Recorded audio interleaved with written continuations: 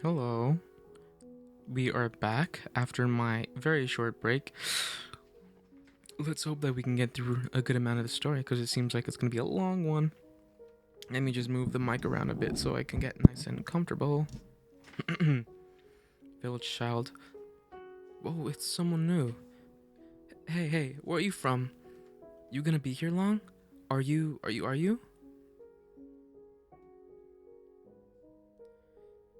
Amity. We hardly ever get visitors here, so they're downright awestruck by you. You'll be getting a lot of attention for a little, but please don't let it get to you. Oh, no, that's just fine. I'll do my best to get along with everyone. You've got a spark in you that wasn't there yesterday. Anything in particular that cheered you up? In particular, once I decided I was gonna stay here, I was just sort of started feeling a bit better about things, and I figured I couldn't stay gloomy forever. Ah, I see. Glad to hear it. Hm. And it's all thanks to you, Amadi. Thank you for and keep thanking me like that, and my cheeks might get stuck red. In any event, I'd show you around. I said I'd show you around yesterday, so how about we do that? Lead the way. That said, we're a modest little village of about 100. Everyone knows everyone. For that size, you look pretty big to me. Amity's taking the lead. We walk through the village, passing by crop fields and milk cows, presumably shared among the villagers. Houses were scattered across an area that seemed far too large for only 100 people. Actually, getting a better look at them, the buildings were dilapidated, looking a little bit more like ruins than residences. Once upon a time, this was a city rather than a village. When your ancestors lived here? Oh no, we were drifters fortunate enough to come across some decent looking land, so we stuck around. How do you know what it was like before then? Well, there are a few stone tablets left behind, and based on that, we were able to extract from their text that this area used to be a large city with a booming economy rivaling that of the capital.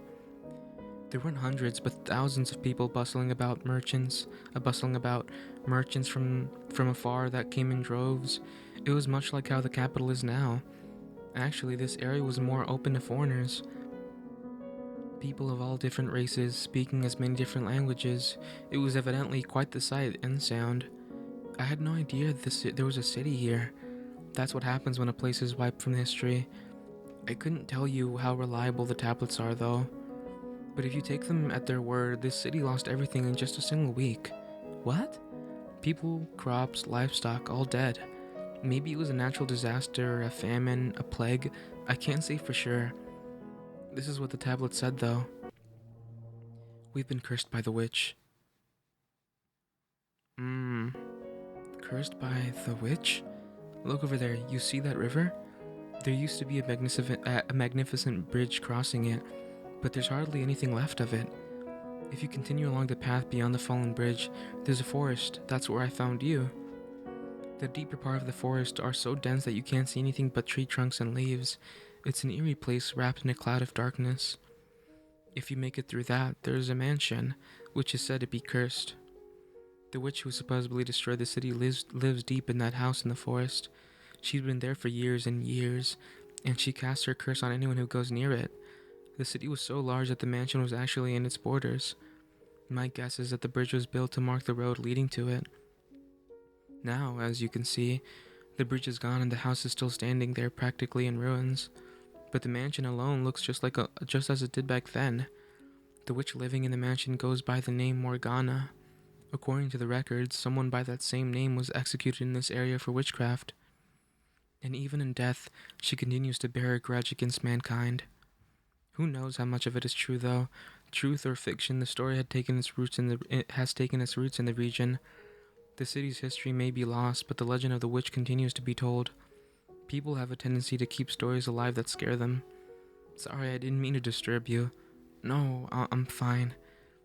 You're best staying away from the mansion in the forest at any rate. There's no saying what might happen if curiosity gets the better of you. Better safe than sorry, if you ask me. Aside from the mansion, this is a peaceful village as you'll find it. And I don't know where you came from, but I'm glad you didn't end up wandering up there. I know all about the mansion and who lives there. I was there, after all, with Michael for a full month. But I don't remember any cursed witch. Just a man with a bone-chilling glare. Maybe the rumors about the witch living there were spread by him, or perhaps even his family. I could see them doing that, but none of that matters to me anymore. I'm never going anywhere near that house again. The witch's curse, Michael, they're nothing to me. With nowhere else to go, I ended up in this small village. There's no denying that there was a very little of spec. Oh, wait, what? There was no denying that there was very little to speak of here. But I found peace in that nothingness. I couldn't have been more blessed that such a kind man had found me and welcomed me into this village. The village ran entirely on its own crops and livestock. They had no currency, merely bartered among themselves. Coming from a merchant family, everything felt so new. I'd never plowed a large plot of land, milked a cow, or used a loom before. At first, I wasn't sure what to think, being such a departure from my lifestyle in the capital. But over time, I grew more comfortable with my new life, and the people of the village started thinking of me as one of them.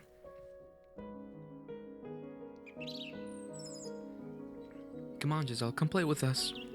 We're playing hide and seek today. Can't, sorry, I'm spinning yarn. You can do that later. Come on, play with us. Stop that. Don't pull on my skirt. Alright, you win. When I'm done with this, I'll join you. And no ditching. We'll be down by the square, okay? Got it. See you there. The kids have taken quite a liking to you. Amadi. You think so? They've been incredibly lively since you arrived. Children are more sensitive than adults. Sensitive? They're very perceptive of how others are feeling. If you begrudgingly play along, they'll pick up on that quickly. You like children, and that's a wonderful thing. There's not a good woman in the world who dislikes children. Oh, why, thank you. I don't think it's so much that I like them, as I'm kind of like a big kid myself. I genuinely enjoy hide and seek, but that's not going to earn me any points. I like kids too. Watching them, it gives me faith that this world might have a bright future. A bright future. I've never looked at them that way. They seem to like you quite a bit too, Amadi. Thanks. Though I'd rather give my affection to my own kids. Oh, you have children? Oh heavens no, I thought that was obvious enough. I'm talking about the future. I see. But knowing you, Amadi, I'm sure you'll find someone right for you and have kids of your own in no time. It's not that easy, sadly. Even in such a small town, there are no ladies who would take interest in me. You don't give yourself enough credit. I'm fully confident you'll find someone soon enough. Do you really think so? Absolutely. Then perhaps you could be that person. Wait, pardon? I won't pressure you into it, of course, but I think it would be marvelous to have you in my life in a bigger way. But it's a little too soon for me to be thinking about settling down like that. It is pretty sudden, I admit. Take all the time you need to consider it. Alright. I have to go play with the kids now. Have fun. I wonder if he really meant it. Amadi is a nice fellow, and I'm sure living here would be wonderful, but I can't help feeling something isn't right here. Why am I thinking about him, now, of all times? That man has no redeemable qualities, not one. As it turned out, Amadi was serious about his proposition, and he brought it up every time we ran into each other. Unable to give him an answer, I found myself constantly apologizing to him. Soon, winter started giving way to spring. On a day when the air still had its brisk winter bite and budding seedlings battled to break through the earth, the seams holding the village together began to come loose. That day, the village men were gathered in the square talking. They all had stern looks on their faces. It was clear that something had happened. I obviously couldn't stick my head in it, so I waited until they were done and caught Amity. While it was rather awkward, I was still more comfortable asking him for information than anyone else. Actually, with a dejected look on his face, he started explaining. A lord found out about this village. What? And he said he's going to place this land under his rule, meaning he'll start collecting taxes. In addition, he's also demanding we pay 5 years' worth of back taxes for unauthorized use of the land. What? That's ridiculous. Yes, it most certainly is. We obviously don't have the means to pay 5 years of taxes. There's no reason for him to take over the village at all. We're completely isolated from the surrounding area after all. And if we resist, he could send soldiers. It doesn't matter how absurd this claim of the village is. We have no choice but to comply. That's terrible. What are we gonna do then? We're gonna do as the Lord demands. The last 5 years of taxes will have to be paid in installments. Some of the men suggest we abandon the land and find somewhere else, but it will take time to cultivate the land and plant new crops. It's no trivial task. We'll just have to make do with the way things changes. We'll use more of the land to grow and try to be more efficient. Will you help in the field? Will you help in the fields? Oh, of course. This village is my new home now. Thank you, Giselle. It will be difficult, but if we all pitch in, I'm sure we can get through this. I thought the same thing. If we all work together, we could make it through this rough patch. But the collection of taxes brought more than just a burden for everyone to share. It brought emotional strain and conflict to the village too. Your family has more hands to work the fields. I have a sickly child. You expect him to work any harder than he is? I know you're hiding grains in your cellar. You have more than us. Let us keep a little grain. You have more. No, you have more. You both have more than us. When their comfortable lives fell under attack, the villagers' top priority became their own property. The cooperation was only temporary, and before long, everyone became a threat. The negative energy was only built on itself, its growth accelerating like a boulder rolling down a hill, and it wasn't long before their sights fell on me, the outsider. Oh, are they gonna call her a witch? Come on, get it moving. Oh, stop that. Why are you doing this? I'll stop this once you've told us everything. Told you what? One morning, a man dragged me from my house and took me to the square. There, the entire rest of the village was gathered, all eyes on me. What? What's this about? Oh, don't play stupid. We all know it was you. What was me?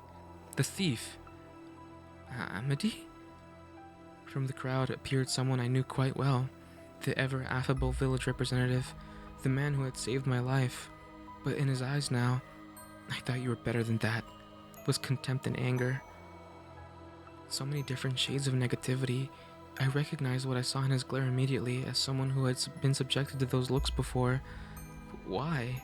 For what reason was he looking at me like that? I couldn't make sense of what was happening, so I just stood there, stupefied. There's been a rise in reports of people having things stolen lately. This village is too small to attract bandits, though. Since the Lord now demands we pay him taxes, even the smallest item lost cannot have a dramatic impact on the family's living conditions. What you've done is no joke. Wait a second, I haven't stolen anything. Why do you think You've been seen in the act. What? So as long as there is testimony against you, your guilt is assured. Who says they saw me? I swear I didn't do anything. They're obviously lying. You're the one who's lying. You've been playing us for fools this whole time. Everything was fine until you showed up. We managed not to get found until you showed up. No, that's not my fault. Giselle, apologize to the village and return what you've taken. Amity, don't you believe me? There were multiple witnesses. Several different people saw you stealing. I've known these people long enough to be family, and I trust them like family too. They're not liars. But no, they're framing me. I didn't steal anything, I swear. Framing you? Now you want to put this on us, woman? Unbelievable. Have you forgotten we welcomed you into our village? Amity, please believe me. You of all people should believe me. You've been avoiding me of late, haven't you? What? Because you had something to hide, correct? No, why? What other reason could you have to avoid me? How can you say these things? Why won't he believe me? Now return the things you've stolen. I can't. I've never stolen anything. How am I supposed to return something I don't have? I see. You've already moved the stolen goods. She says she doesn't have them anymore, folks. How should we deal with this? Rough her up till she talks. Yeah, she's not getting off that easy. Give us back our property. Why is this happening to me? The harsh new rulership has driven these people mad. I need to get away from this village quick. Restrain her. No, get your hands off of me. Have you forgotten everything we've done for you? All that matters is that you don't have to suffer. Is that it? I didn't do anything. Take her to my house. We'll make her tell us everything. No, stop. You've all gone mad. Please, come to your senses.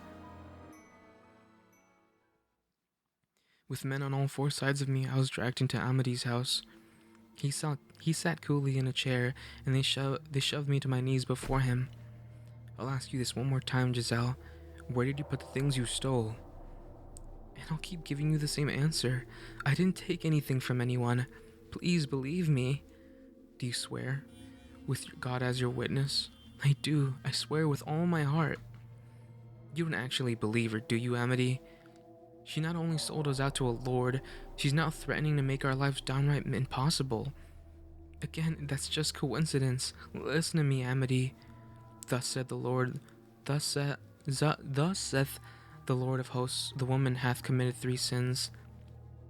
She has lied, she has stolen, and she has betrayed her fellow man. Why are you doing this, Amity? You were such a good man. I'm deeply disappointed in you, Giselle.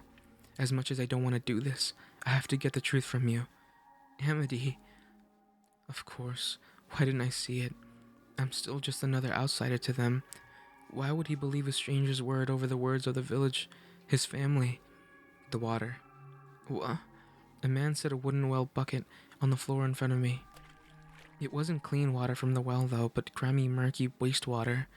I reflexively turned my head from the stench, but the man behind me grabbed me by the hair, and before I had a chance to realize what was happening, the world around me was brown. I struggled with all my might to break free, but my arms were tied behind my back, and I didn't have the strength to overpower the man holding my head down. Reflexively grasping for air, a stream of filth water poured into my mouth. Pull her out. We get nothing if she dies. Put her back in, and keep at it until she decides she's ready to talk. No. How unsightly. And to think I ever considered marrying this woman. Stop. We cannot stop we can stop whenever you want, Giselle. You just have to tell us the truth. Please. Help.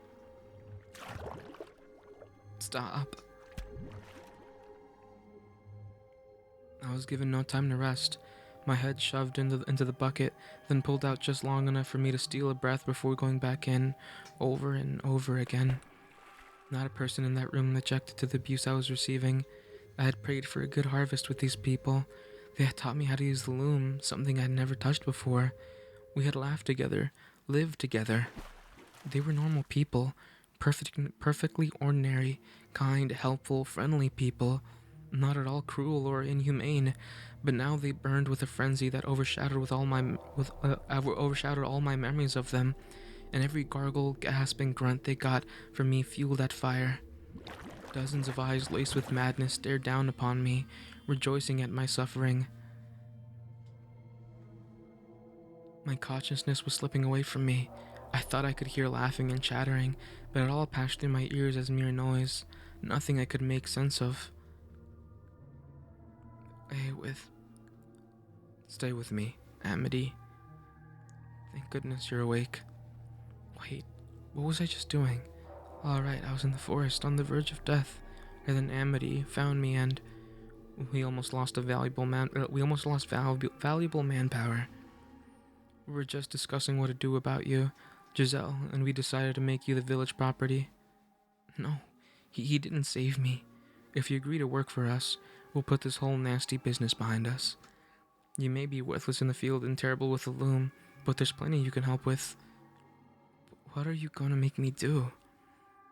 You like to get your hands dirty, and considering I found you half dead in the forest, I doubt the rest of you is any cleaner.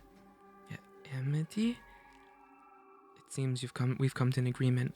I'll keep watch over her starting today, to make sure she stays in line and doesn't steal anything else. Dirty? Stay in line? The way they're looking at me. They didn't have to spell it out. No. Anything but that. Please, have mercy. If you're begging for mercy, that means you know what you've done is wrong. Let's see. There is one way, Giselle. What? Give back what you stole naturally. But if you're going to insist that's not possible, then bring us something of equal value. And if you can't do that, then your life belongs to the village. The men were cackling. They knew I couldn't do it, and they were enjoying watching me squirm. Take your pick, Giselle. Something of equal value? If I can get that, then you'll set me free? In that moment, a little bit of darkness bubbled up in my heart. Something maleficent whispered in my ear. If you're in need of money, help yourself to some of the furniture. There's a village not far from here. Trade it for food and then make your way to a larger town. I think I know where you can get something worth money. The mansion in the forest has some fairly valuable furniture in it. Oh God, when did I become... You can steal some of that to sell for good money. Such a despicable woman. You mean the cursed mansion? You expect us to go there? Are you out of your mind? Anyone who goes near that house is killed by the witch's curse. There is no witch living there. There is no curse. Giselle, what do you know about that mansion? I lived in it for a while. Well, for a month. You what? The son of a noble lives there. He's human. He's all alone. A noble? What's a noble boy doing this far from the city? I presume he was banished there. I was sent to the mansion from the capital to act as his servant. There's plenty of valuables in the house. Shelves lined with books. There should be more than enough to pay the Lord's 5 years' worth of taxes. Is what you're saying true? I would not lie. As bewilderment spread through Amity's house, I was unable to look at anything but the floor. I couldn't stop trembling. To protect myself, I had sold out Michael. You swear there's just a single man living in that house? Yes, it's only him. All right. If it turns out you're lying, you'll pay. Okay, everyone, you heard her. Tell all young men to get ready. We're going up to the mansion in the forest. And just to be safe, make sure you bring something that you can use as a weapon. And you, Giselle, you're coming with us. You'll be leading the way. Listen to me. Don't think about trying to run. Right.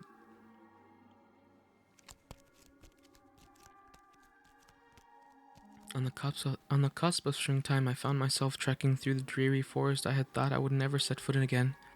How did I end up here? How come I could never manage to avoid getting? How come I could never manage to avoid getting myself in these situations? And who would have guessed that my reasons for returning to the mansion would be looting it? I prayed for God to show me even a little bit of mercy and ensure that Michael wasn't around, though I knew the chances of that happening were almost zero. After several hours of walking, we broke through the thick woods and the mansion appeared before us. Like its surrounding, the house was bleak and uninviting. Even the midday sun seemed disinterested in shining its light upon it. Despite on the surface there not being much of anything impressive about it, the entire mob stood speechless before its overwhelming presence. But the men had weapons, and they were fueled by avarice, which gave them the courage to approach this place that they wouldn't normally otherwise. The door won't open. I think it's barred from the inside. It would seem someone really does live in this cursed place. I'm honestly surprised, even more so that it's not a witch and just a noble. The door's old. We could break it down. Yeah, let's bust it down. Hold on, there's no need to be barbaric. Did you even consider knocking on the door like normal people? You sound like a band of thieves. That's something else coming from you. Who do you think proposed this plan, Giselle? You. All right, men. You ready for lives of luxury? Break down that door. Stop it. It's the damn nobles who makes our lives hard. They deserve to be robbed. Break it. Break down the door. Please stop this. Break it down. Stop.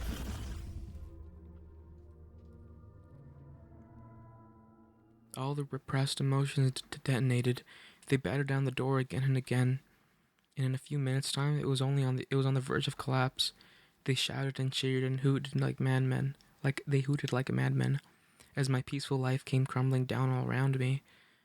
Growing lightheaded from the anxiety, I squeezed my eyes shut, unable to bear it any longer, when the deep groan of the door opening echoed through the forest. It seems you're not aware of whose house you're trying to break into. The world went silent, like time had come to a stop. No one could imagine to say a word, only stare at the man who had appeared before them from within the mansion. Surely you know what this place is called. Beneath the dazzling midday sun, he had a bone-chillingly alabaster skin, a long and naturally translucent pale hair. So surely you came prepared for whatever you would find in his eyes. Were like two blazing infernos staring across the mob. A demon, someone muttered, probably unconsciously. He did indeed look like something not of this world. It's a demon. The rumors about this place were true. A cursed demon lives here. Demon? Him? Michael? No, he's not cursed. Indeed, I am cursed. The witch's curse is real. I've inherited it in its entirety, as well as her purpose. A witch, a demon, a spirit impure. Call me whatever you wish, for the truth shall not change. I carry within me an eternal curse. Behold my flesh, pale as the moon. No red blood flows beneath this skin as it does yours. Behold my hair, utterly devoid of color, offered up to the devil as part of our pact. Behold these crimson eyes, a symbol of the lifeblood spilt at my hands. I shall bring calamity upon you as the witch of legend, never-ending famine, plague, catastrophe, suffering for generations. Until the moment of your deaths, you shall regret ever coming near this place. No, have mercy. We were just... It's that woman. She brought us here, tempted us with the promises of wealth, deceived us too, told us to pillage his house. We're innocent. Amity, please have mercy on us. Give her to me, then as an offering. Absolutely, she's yours. Torture her however you please. I have one more condition. You never come near this house again. If you so much as consider it, you will all die by my curse. I swear it, we won't return. Run, get out of here. Without so much as a glance back, the villagers scrambled into the forest, and Amity, the man who had rescued me that night, went right alongside with them. Is there kindness in this world? I wasn't sure what to think anymore. Don't think I'm helping you. His voice rained down upon me, but I couldn't lift my head. There was such a gaping void in my chest. I had no idea what questions I should be asking myself anymore. What I should be angry about. What I should be sad about. Not even the first clue. Look at me. Look at me, Giselle. Tell me, is it true that you returned to this mansion to plunder it? That you brought those men here to rob me of my valuables? Answer me, Giselle. Yes, it's true. I persuaded them to steal from you. Are you really so desperate for money that you resort to looting? Just how long will you go? Not only did you seduce my father, not only did you go digging around for information about me, but you brought a mob to this house. And they were armed too. Were you trying to get me killed? Answer me, Giselle. Not even gonna defend yourself? Your scheme failed, so you're retreating into silence? Oh, for God's sake, you sicken me. I'm done with you. I'm done. Leave this place and never show your face here again. As he shouted at me, I stared into his fiery red eyes. A somewhat inappropriate thought crossed my mind. So he can get emotional like anyone else. And my heart, stripped dry and cast out to sea, finally sunk deep enough to be crushed by that pressure. Me. What? If you want me gone, then kill me. You can do that, can't you? You can use your curse to kill me, can't you? Then do it. Right here. Use your power. Take my life. And if you don't want to do that, stab me with your knife. Kill me. What? I'm done. I can't take it. I'm through with this whole world. No one will believe anything I say. No one cares one bit about how I feel. They just walk all over me, laughing. Why? Tell me why. Why is this happening to me? I never stole anything. What are you talking about? I tried my best to look happy. I thought everything would work if I could keep smiling. I believed that would make things better, but nothing ever got better. What did I ever do? Tell me, what did I do? What did but you? All I did, all I ever did was believe. I tried my best to survive, to always wear a smile. But if everything's gonna be my fault, and I have to deal with that for the rest of my life, then I'm done. I don't wanna live anymore. I don't wanna live in this world anymore. Calm down, please. I don't follow what you're saying. My understanding is that you desired money, so you brought that mob, and before that you used my father. You wouldn't believe me even if I told you the real story. You'll take your family's word over mine. You don't have any idea of what I went through here, how hard it was just to keep myself together. What? I never wanted riches. All I wanted was a decent enough wage to allow my family to live comfortably. That's all I wanted. But that man, he used my family against me. He made me. He forced me to. He raped her. That's crazy. What? Again and again, no matter how much I resisted, he wouldn't stop. Again and again, he threatened me. He beat me. He cut me with the knife over and over again. What? My father raped you? No one would believe me. I did nothing wrong. You don't believe me either, do you? So I'm done. I don't want this body anymore. I don't want to live like this anymore. I can't take it anymore.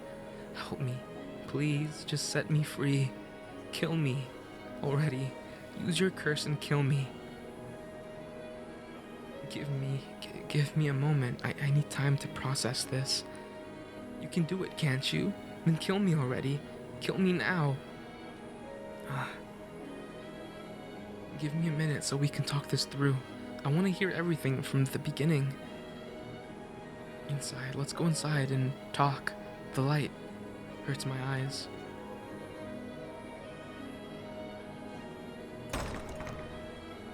Jesus Christ. This is so dark. I'm over here fucking sweating. That was a door. I might have best let stay shut. Not knowing the truth would have been so much easier. I wouldn't have been made to shudder in disgust hearing about the crimes of my own family, but if I hadn't opened that door, I would have lost everything that day. After far too long, I finally let myself see the person in Giselle.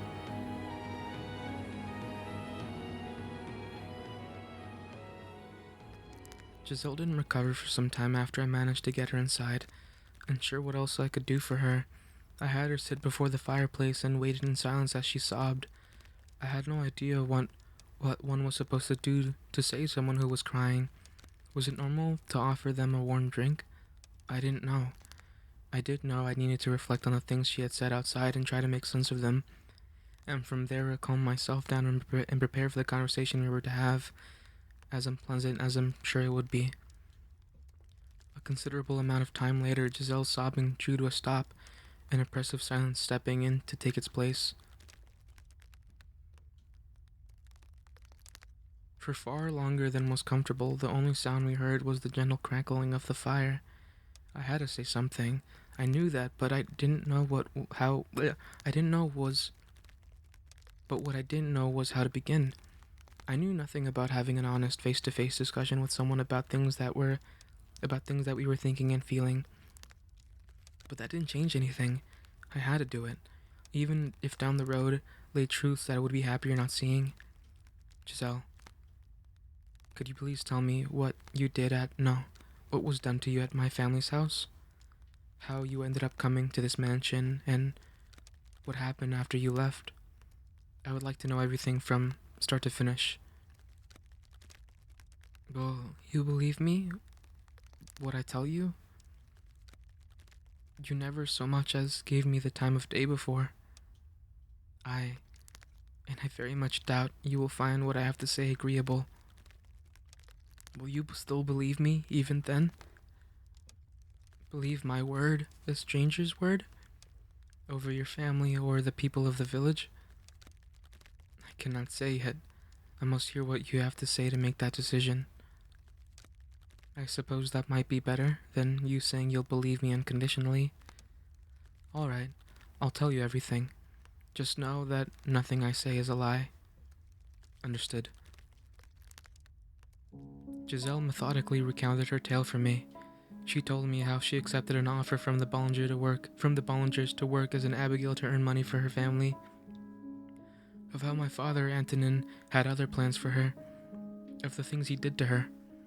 She spoke dryly, simply putting words to each event, one after the other. I'd already seen how much she felt deep down, though. Had heard her pain screams, which were undoubtedly genuine. I didn't think she was trying to deceive me. That was the sound of old wounds being torn open, and even I could see that. Or perhaps my own experiences were what allowed me to see it. Regardless, I realized too late. I should have seen it sooner.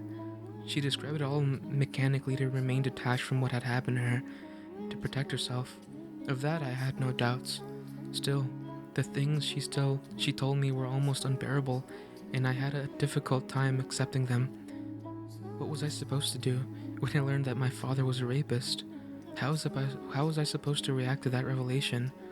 What was I supposed to think about the fact that his blood flowed through me? I repulsed myself.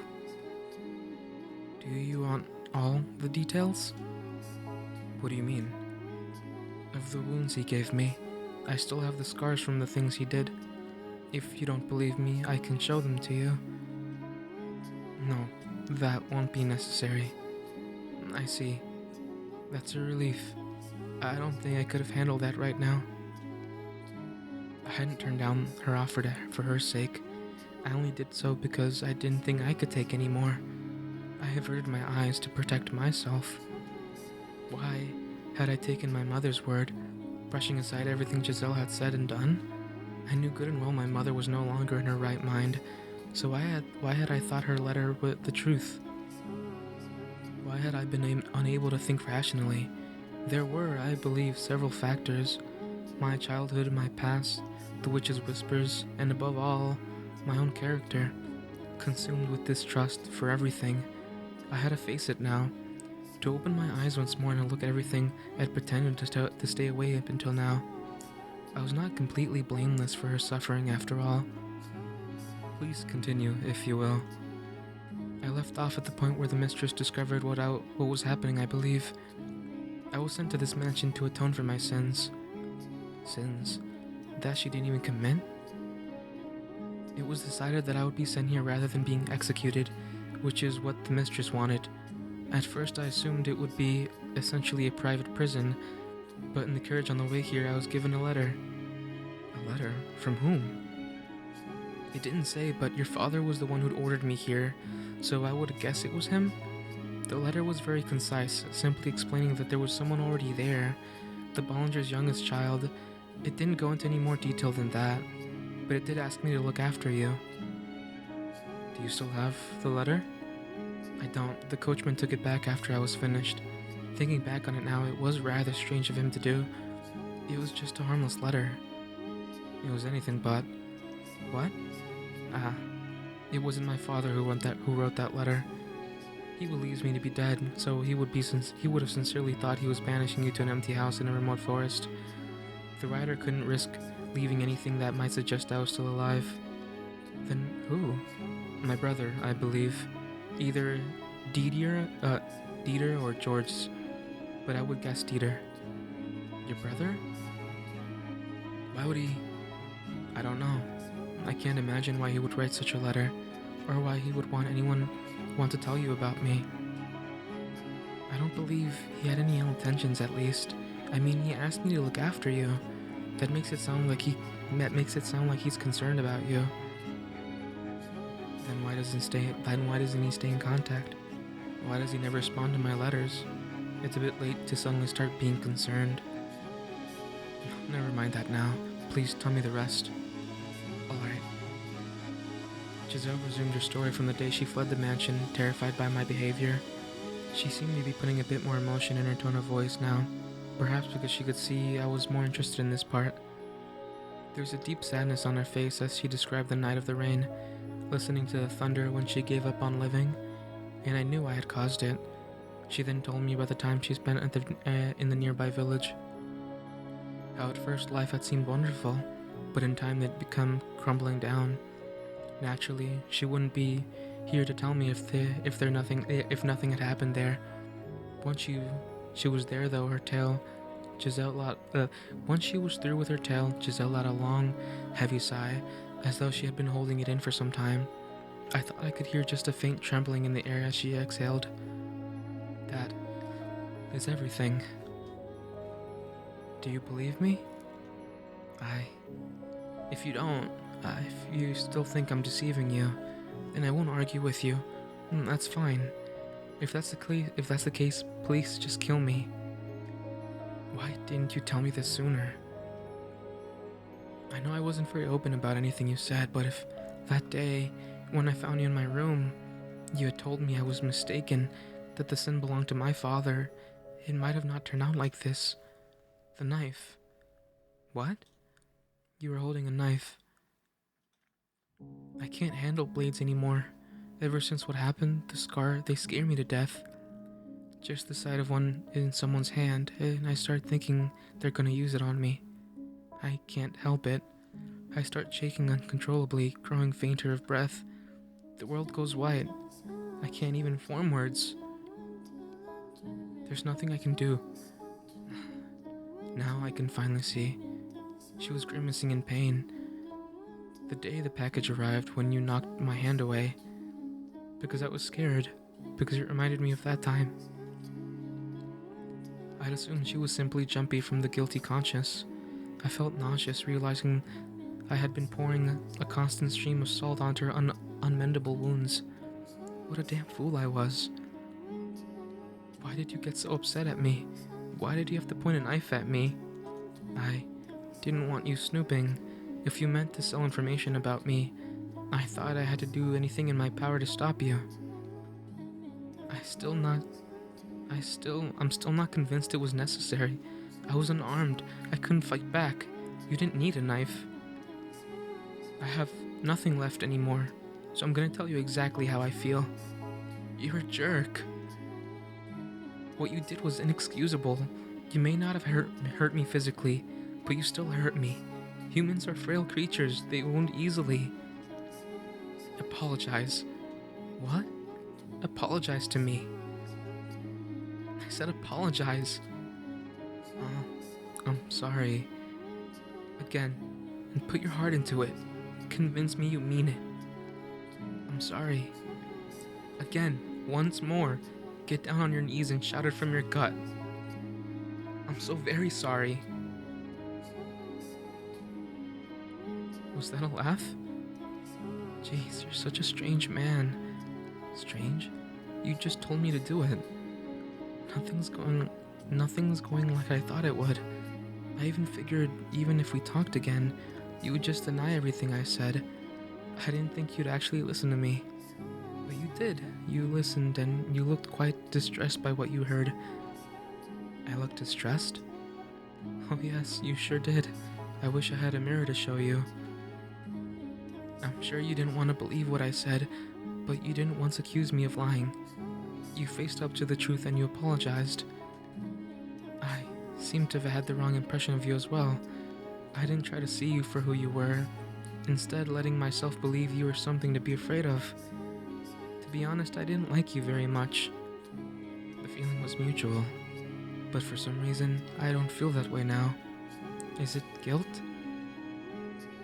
I need to apologize to you too. Apologize for what? I led the villagers here.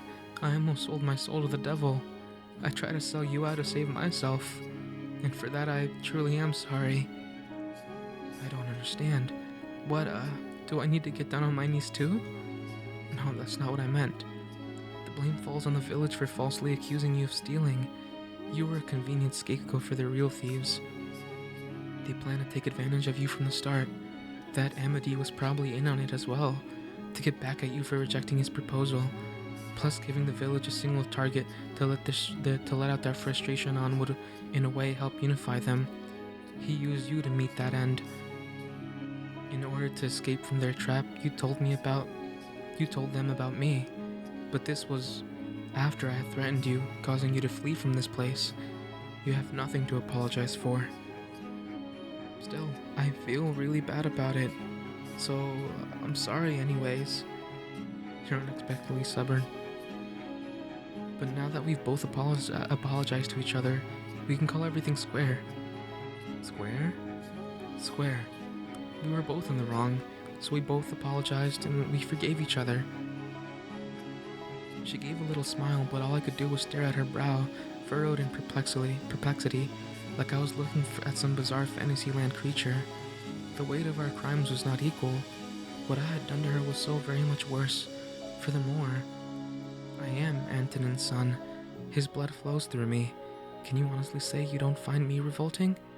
That you're willing to forgive me for that? I didn't think I would be able to. If I were her, my grudges would extend to all my family, everyone I had ever come in contact with. I can. Although you don't need forgiveness for being his son, being related to someone doesn't make you responsible for their sins. It wouldn't be fair to blame you for that. You're curious. What? Curious about what? No, not that curious. You're a strange creature. I'm human, you know? Yes, I know you're human. You're making me lightheaded. Is it a medical emergency? That's quite the leap in logic. Huh. Yeah, you know, I was at my lowest just a little bit ago, and now I'm laughing again. It's odd. I never expected I would recover at all. I was just as surprised as her. She'd been through hell, and she had been more than enough reason to despise me, to shower me with vitriol, but instead she was smiling. And even more unexpected was the fact that I felt relieved to see it. That got dark as fuck. That's good. It's so dark. I really truly wish I had gone to know him sooner. Yes, I had fled from the mansion in fear of him, but maybe if I had just a little more courage, enough to tell him the truth, maybe he would have listened. I had let my initial impression of him solidify too quickly. I had convinced myself he was insensitive and perpetually expressionless, save for the Arctic stare. But the man standing before me did not experience sadness, pain, distress, or at the very least he appeared to from where I was standing. Michael was just like me, an ordinary person. That said, there was still plenty I didn't know. I was still lacking an explanation for much of his behavior. Would you mind telling me about yourself now? I'd like to get to know you better. What are you doing here in this mansion all alone? Why do you call yourself cursed? I told you everything. It's only fair you do the same. I have no interest in using your information for anything. I have no reason to. Or are you going to keep pushing the master and servant line? Do you still think I have no need to know? Be quiet. For the love of God, stop talking already. You always pick the worst time. What? Excuse me. What do you mean I always pick the worst time? No, I wasn't. Unbelievable. Just when I was starting to think you might actually be a decent human being, then you go then you go and spout this. No, Giselle, I wasn't talking to you. Who else could it have been? I was talking to you know. I have a condition that forces me to vocalize objections to my own thoughts. You know, that's about convincing as my allergic to people excuse. Sorry. Weirdo. What crosses did he bear? What secrets did he keep? Maybe the truth wasn't far from my reckoning, and if it was, even if he did, please tell me everything.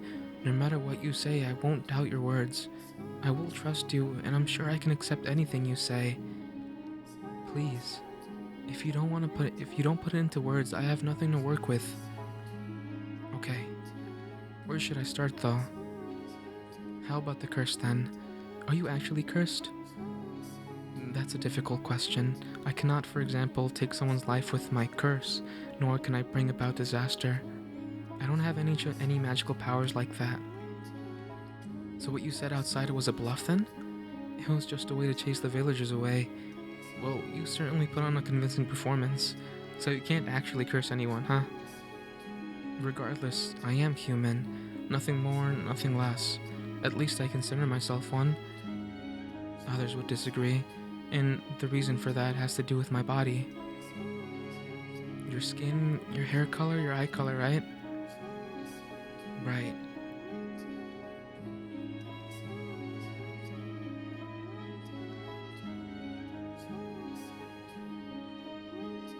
Seeing Michael under the sun, he certainly wasn't what most people would consider normal. Awe-inspiring, in fact. Giving birth to me, it broke my mother. No, I drove her mad. Not only do I appear inhuman, I'm oversensitive to sunlight. While a little light through the window isn't much of a problem, I can't be outside, directly under the sun, for more than a couple hours. When she realized I couldn't go out into the sun, my mother started thinking I was possessed by a demon. So she banished me to this mansion until my curse was broken. That was 10 years ago. Just because you look a little different from them? The family's reputation was at stake too. If other noble houses realized that they were giving refuge to an unholy creature, it would destroy the Bollingers. You saw how the villagers reacted. They called me a demon when they saw me. I suspect the rumor about the mansion played a part in that too. If nobody thought the house was cursed, then they wouldn't have. I'm sure you were afraid as well. You saw me and thought I was not of this world, that I looked like a demon. I thought you looked like an angel. What? I, at least, thought you looked more like an angel than a demon. It never once crossed my mind that you might be evil. But I understand your situation now. Because of your appearance, you lived all alone in this dark mansion for 10 years. It was never really an inconvenience. They bring me all the supplies I need. You big liar. Have you ever considered running away? That's not an option. Because of the sun? No. I could move during the night if I really wanted to. I'm being watched, to ensure I don't leave. Watched? They can't allow anyone to find out that I'm alive, particularly at the Bollinger estate. If I were to run, they would find out. I would probably be killed. If only I didn't stand out as much, I might be able to stay out of sight easier. But also, I had been holding on to a little hope, I think. Hope that I might be able to return someday. I've all but given up hope on now. I have all but given that hope now. Oh, I can't read that, I don't know why. I've all but given up that hope now, though. Not that I ever had enough willpower to really fight for it. I see. You don't need to worry about pitying me either. It's long since become normal to me. That's not something that should ever become normal. So, what was that really a moment ago? You don't actually have a condition that makes you argue with yourself, do you? Please, tell me. You don't have to believe me. In fact, I doubt you will. You're free to think I'm completely mad. Don't worry, I want to know. I can hear the witch's voice. The witch's voice? It started when I first arrived at the mansion. No one else can hear it either. Like I said, it sounds crazy. No, not at all. I said I would trust you, so I believe you. Maybe he's not well. Yeah, that has to be it. 10 years all alone in one place, and you're bound to start hearing things. He seems like a delicate person too. Thinking about it like that, I'm starting to really feel sorry for him. Do I want to know what you're thinking? I'm here for you. Huh? I've made up my mind. I'm gonna stay here with you. Wait, what? Don't worry. I'll shout so loud you won't be able to hear that silly witch's voice anymore. Will you now? If you hear it again, let me know. Understood? You don't have to be afraid.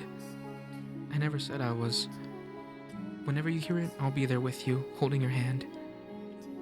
Well, we kind of took the extremely long route, but there you have it. It's a pleasure to make your acquaintance, Master. Master. Now, where should we begin? I know, supper. Are you hungry? What should I make? Slow down, please. What is it? Is there something you'd like? I'm happy to accommodate. You actually intend to stay here again? After what happened last time? Because of what happened, because of that, we're finally able to see past each other's surface. I want us to try again, from the beginning. And this time I'm actually try to be considerate of one another's feelings. That's a promise, Master. Alright, I can stay here, right? I don't mind. I'm glad to hear it. Say, yes, Master? If you ever want something from me, could I please ask you to put it into words? I don't have much faith in my ability to pick up on things. Got it. Then here's something to start with. What do you say we open some of these windows? Open the windows? Yeah. We don't think. We don't have to think. Wait. We don't have to if you think it'll cause you problems, but it would be nice to get a little light in here. I'd like to put an end to this house being dark, closed off cave. I wasn't the one who barred the windows. You weren't? They were like that when I arrived. It made it seem like a very appropriate place to lock me away. Well, I am too sensitive to light, as I mentioned. A little light through the window shouldn't cause me any problems. All right then. Can I ask you to help me open some of them? Let's both lighten this place up.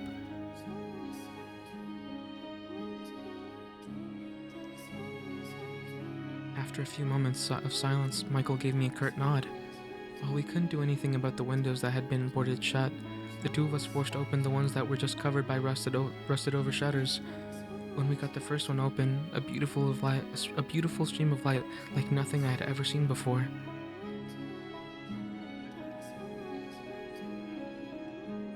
Flooded into the darkness, the dark mansion halls. I had assumed that spring would never come. All we had to do was talk to each other, listen to each other, and everything else would fall into place. But it was that first step that was so hard, so much harder than either of us had expected. And now that the ice was melting, we had to treasure that. It might not have seemed like much to someone else, but to us, it was a huge accomplishment. That's a good place to stop. I'm gonna save it there. That was so much. So much reading. So much tragedy. Jesus Christ. Uh, Thank you very much for listening along. I'll see if I can record another hour. If not, I'll see you next week. Thank you and bye bye.